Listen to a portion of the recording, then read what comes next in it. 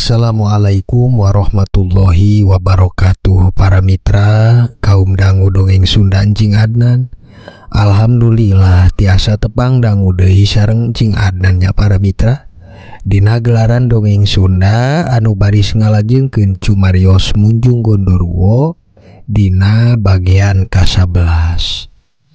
Langkung ti payun para mitra, simkuring nyuhun dihapunten. Dina samudayaning kalepatan boh oge pilih ayana kasamian dina nami tempat gelar sareng sajabina. Numawi da ieu mah ngan saukur carios fiksi anu direka saaya-aya ku simkuring etang-etang kangge hiburan mitra kaum dangu sadayana. Nya supados tong nyangkolong kana waktos mangga dangukeun deui wae terasanana carios Munjung Gondoruo dina seri ka-11 para mitra. Wilujeng ngadangukeun. Yu ah.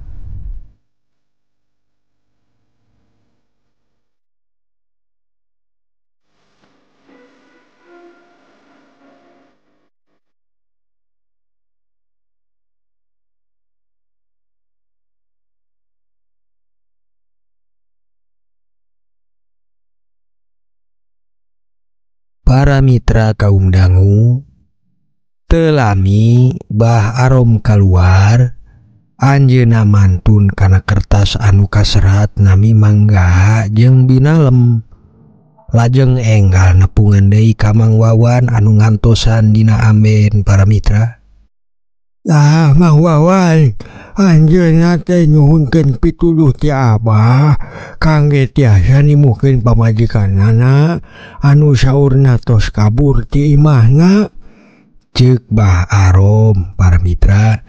Deg we Bah Arom nyarios kitu, Mang Wawan langsung emut ka manggaha. Kalayan teu salah oge, dupi ditinggal nami nage dina kertas memang nami anjeunna jeung pamajikanana anu diserat. Atuh apal bah ka manggaha mah, paranti abdi meser bako ka toko pamajikanana. Nya memang eta pamajikanana teh kabur ninggalkeun manehna basa manggaha teh gilir ka pamajikan ngorana. Eta jelema teh tara bersosialisasi oge jeung wargi di ditu bah. Langkung nutup diri weh ti saprakna kahirupanana Robi. Ceuk Mang Wawan, tembalna bari sakedik nyarioskeun ka manggaha para mitra. Oh kitu, pancai satu hari kitu mah. Ya jelemana ge katinggalna teh rada sombong. Atuh lain sombong deui bah, angkuh jeung galak ka pamajikanana oge. Nya panginten eta pamajikanana kabur teh teu kiat sabar kana cara kakasaran salakina sorangan. Nanging naha Abah tiasa teu nyabah nempokeun sajeroning eta manggaha teh saha. Maksudna kumaha Mang Wawan? Nya salaresna mah eta jelema teh nuju dicurigaan ku sawalehna wargi di lembur bah. Dicurigaanana teh manehna Munjung. Sabab lain hiji jelema doang anu pernah nyaksi keanehan di imah manehna, kalebet abdi ge kantos bah. Ceuk Mang Wawan, kiwari langkung deui nyarioskeun kana hal anu ngajurus ka perkawis kacurigaanana ka manggaha nu disebatkeun Munjung. Hari sugan jalma ditu teh teu acan dugi ka kitu. Maksudna teu dugi terang jeung curiga ka manehna. Justru eta Mang Wawan, kumaha nya mun dicarioskeun mah sanes Abah teh mitna atanapi nyanyahon yang kitu. Sugan teh panginten Abah nu salah tetempoannya panginten. Da Abah teh kongsi ningal di satu kangen manehna teh aya Gondoruo Mang Wan. Ngan biasana anu kitu nyaleresna mah jelema Munjung tangtosna Munjung ka Gondoruo. Ceuk Bah Arom. Kocapna harita janten paten keur Mang Wawan langsung nembalan. Cocok atuh bah, teu salah Abah teh, yakin teu salah. Numawi abdi ninggal sorangan waktos itu di mangsa peuting aya Gondoruo nu asup ngalangkungan panto tukang imahna.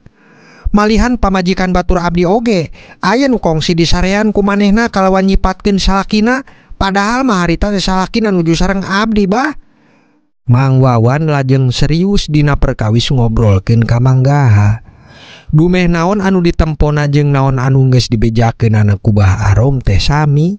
Anjeunna yakin da Bah Arom teh lain jelema biasa para mitra.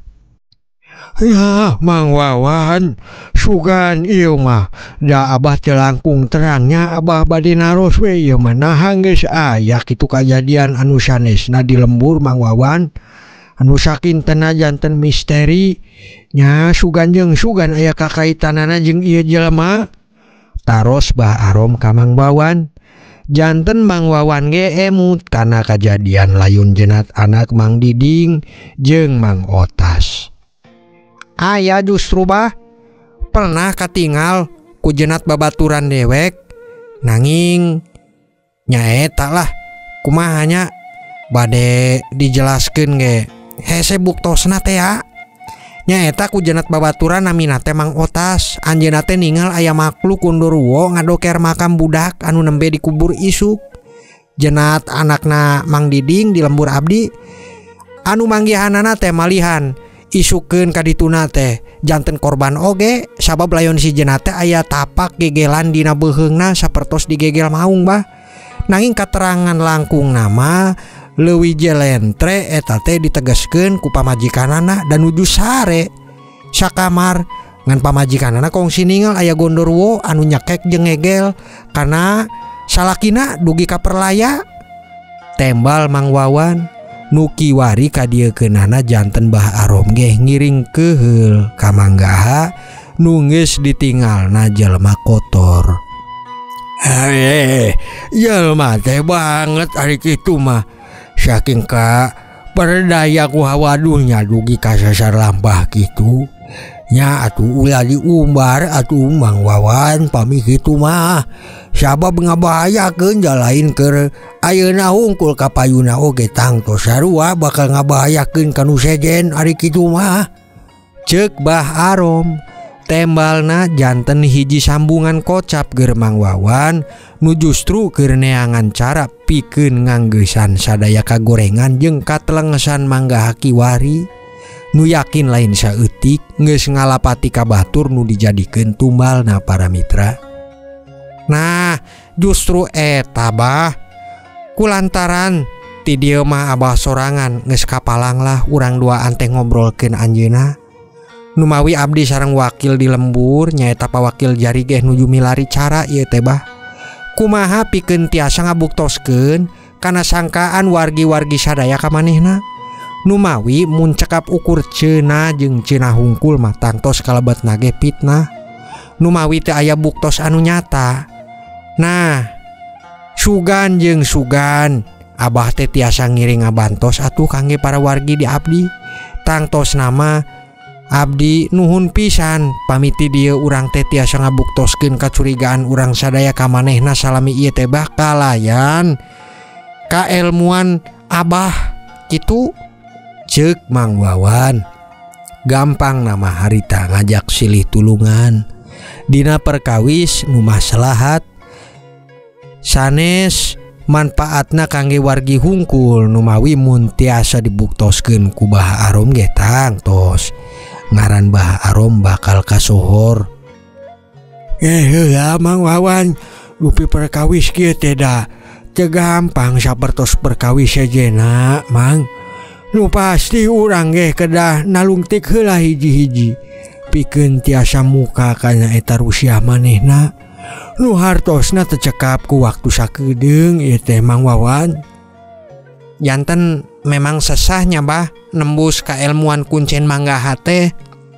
Sanes gitu maksud Abah pikeun urang ngabuktikeun kanyataan anjeunna munjung kedah ngangge pasyaratan anu cekap supados cara gawe urang teh leres kabuktos Mang. Nya sakedap Mang Wawan sakedapnya teu lami Bah Arom ngarampa pesak acukna dikaluarkeun hiji batu sapertos batu ali ngan rada ageng lajeng diteundeun dina telapak leungeun katuhuna. Panon Bah Arom harita peureum ngantilami si batu teh muter we sorangan kalawan lelet si ganing kolecer katebak angin. Mang Wawan atuh ngerasa aneh ningal batu muter sorangan. Telami batu eureun tina muterna Bah Arom lajeng beunta deui. Si batu dipesakan deui anjeunna pok nyarios para mitra. Antawi saminggon deui geura antosan. Nya kirang langkungna manehna bakal nikah. Jarak salangkungna tina nikah anjeunna moalami bakal aya awewe nu bakal ngoceh ngeunaan manehna dina rusiahna munjung ieu Mang Wawan. Ceuk Bah Arom. Deg atuh Mang Wawan emut kaki diraga teh. Memang saktinya Bah Arom. Kocapna teu jauh beda jeung Ki Diraga. Nanging Bah Arom malah langkung jeli keur nuduhkeun totonden harita.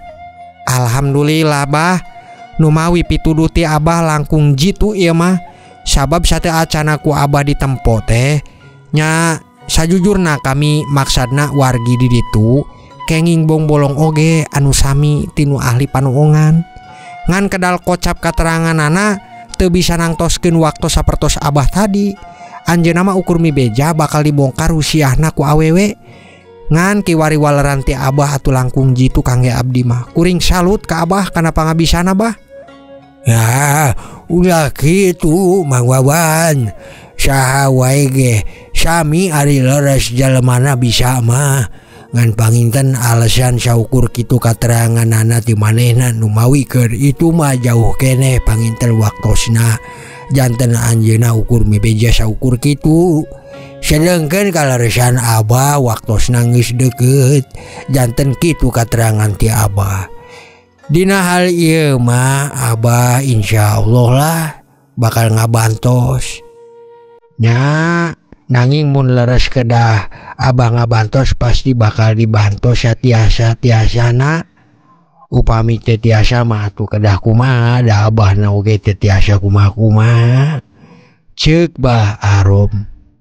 Pungkasna haritangan ukur sakitu. Ananging kalajenganana tangtosna bakal ngabantos upamina aya nu tiasa pikeun anjeunna bantos. Nya tur nuhun Bah upami kitu panginten abdi oge bade permios heula Bah. Nu mawi bili dugi bumi teh kapoekan di jalan. Maklum jauh teh akan tenan ukur ngangge sapeda. Insyaallah perkawis mangga mah abdi bakal tepikeun katerangan ti Abah tadi ka pawakil di ditu. Nu mawi saena pikeun kalajenganana nyamun sakintena abdi sareng nu sanes ka dieu eta hartosna abdi meryogikeun pisan kana tanagi Abah.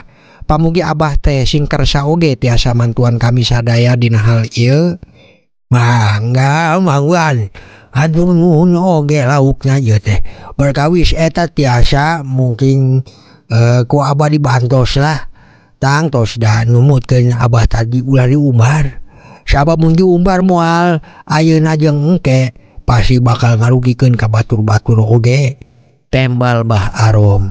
Mang Wawan lajeng nyandak sapeda. Barang bawaanana sapertos kecerik atanapi jala jeung sabaragatna ditalian dina boncengan tukang. Anjeunna permios lajeng ngaleos mulang mujeng waktos ngarah dugi ka imah tong kapoekan para mitra.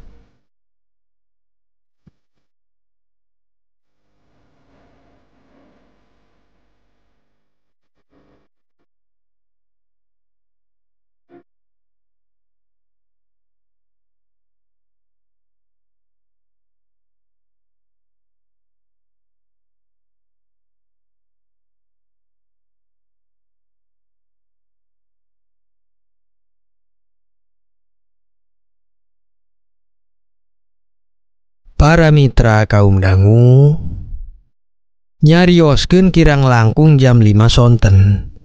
Harita di bumi Mang Wawan aya pawakil jari nuju Ameng jeung Gudem Catur sareng Bah Ajo. Saperkawis ngobrolkeun hal-hal anu sejena. Sabab geus biasa oge da wakil jari masuk Ameng ka bumi Mang Wawan. Aduh pi, aya nu gabung hasil panen wargi ayeuna mah. Pawakil atanapi henteu nya. Alhamdulillah bah, justru panen ayeuna mah nuju untung sadayana. Kalebet sawah Haji Dulgani oge pan panen kamari mah hampir setengah bau teh benang hama. Loba nu gabung dupi ayeuna mah sae hasilna ge. Ya syukur alhamdulillah. Nu janten untung oge ke nu sanesna paminu gaduh sawah untung mah.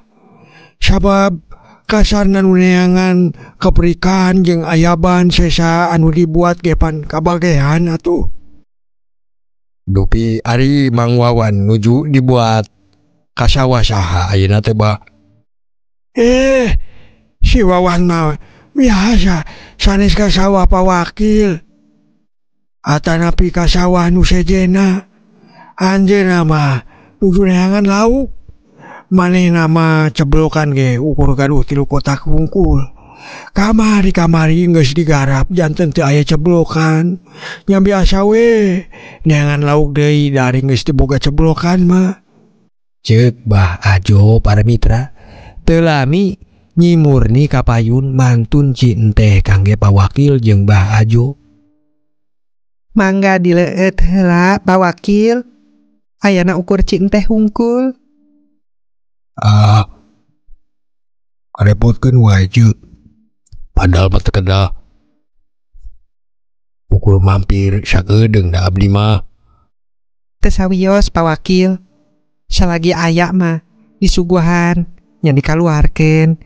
Kecuali teu aya pangiten abdi ge moal nyuguhan. Tembal Nyi Murni. Bari malapah gedang dina nyuguhan ka Pak Wakil jari.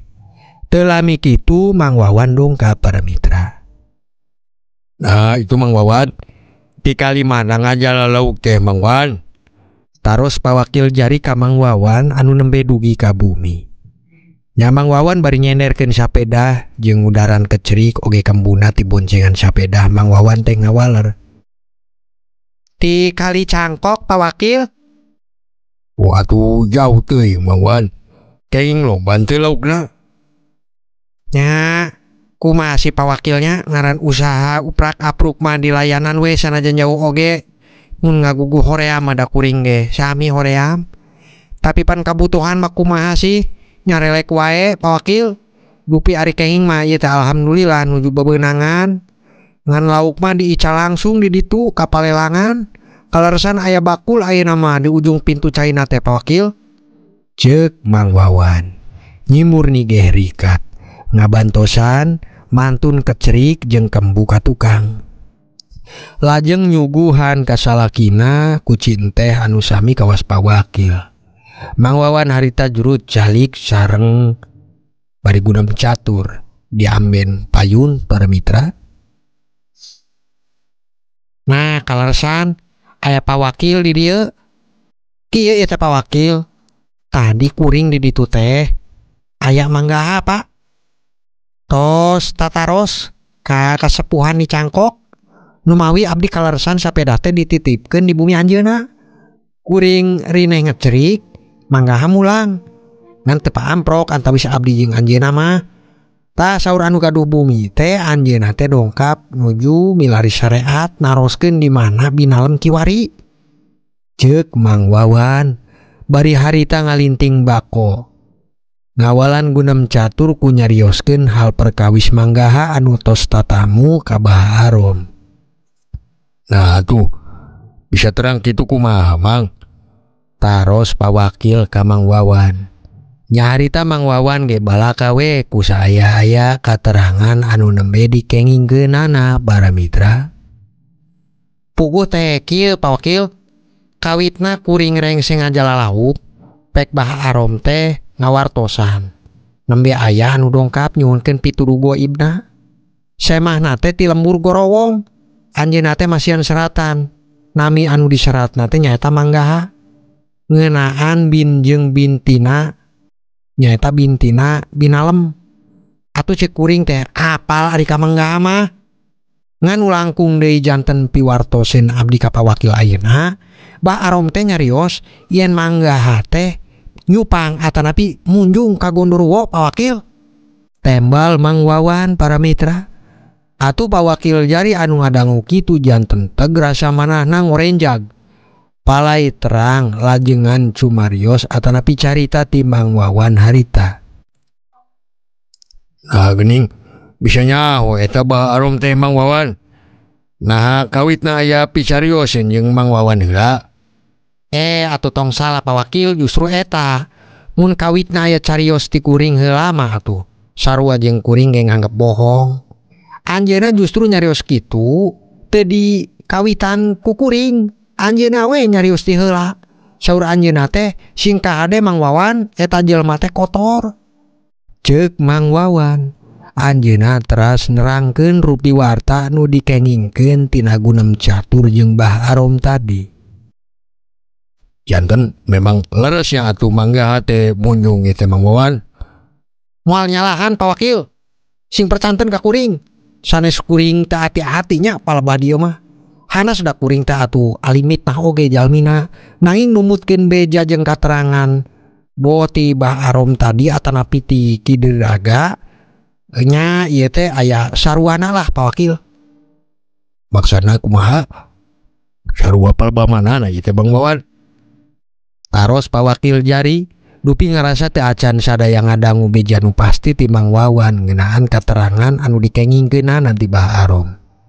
Nya eta maksud teh sarua leres cenah mah bakal waktosna ge kapanggih. Nya aya waktos lah nu mana tiasa manggihan kana Rusia anjeunna. Anu mana anu bakal bisa ngabokal kana Rusia na teh nya eta hiji awewe. Nu malian ari ceuk Bah Arom mah saminggon deui ge mangga teh bakalna nikah. Nyaeta kirang langkung lah saminggon. Tembal Mang Wawan para mitra. Sadayana rumasa geus dijelaskeun saperluna, ananging hal anu teu ditepikeunana oge disaring deui keur dibejakeun ka pawakil. Sanaos nu dibejakeunana teh pawakil jari jelema anu deukeut jeung manehna.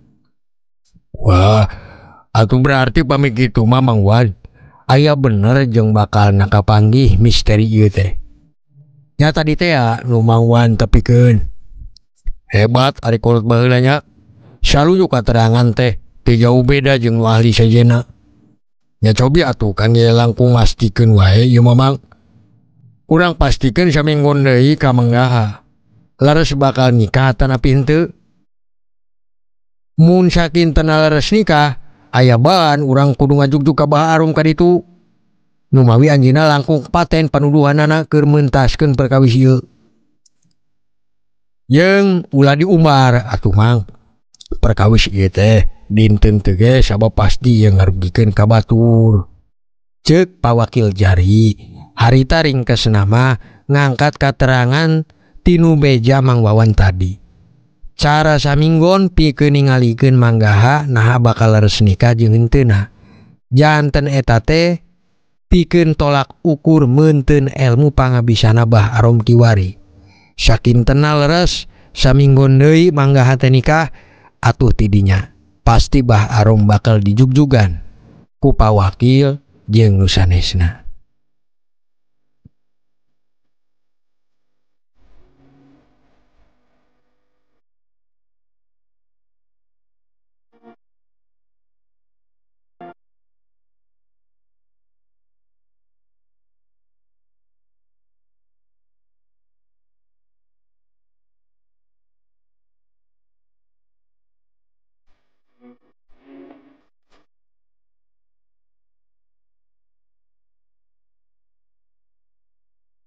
Para mitra kaum dangu, carios kiwari kirang langkung dina jam 7 peuting.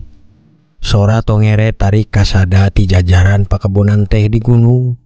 Nyarioskeun ka Nyi Santika jeung Ni Marsiti. Kaleresan harita Nyi Santika nuju dangdan di hareup kaca.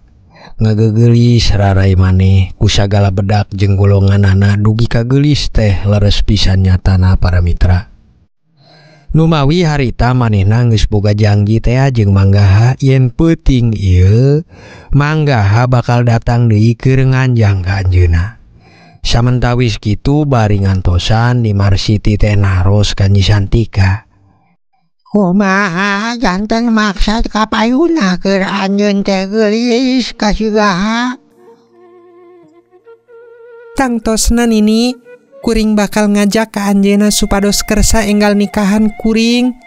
Sabab kuring palai geura bisa ningal jeung ngawales ka manehna nu bakal sabalikna digawekeun jeung digunakeun ku kuring. Kuring bakal menta ka anjeunna supados megatkeun we ka pamajikan ngorana si Rodia. Jeung ukur hirup sareng kuring we hungkul kitu tah nini. Ceuk Nyi Santika. Tembalna ka Ni Marsiti.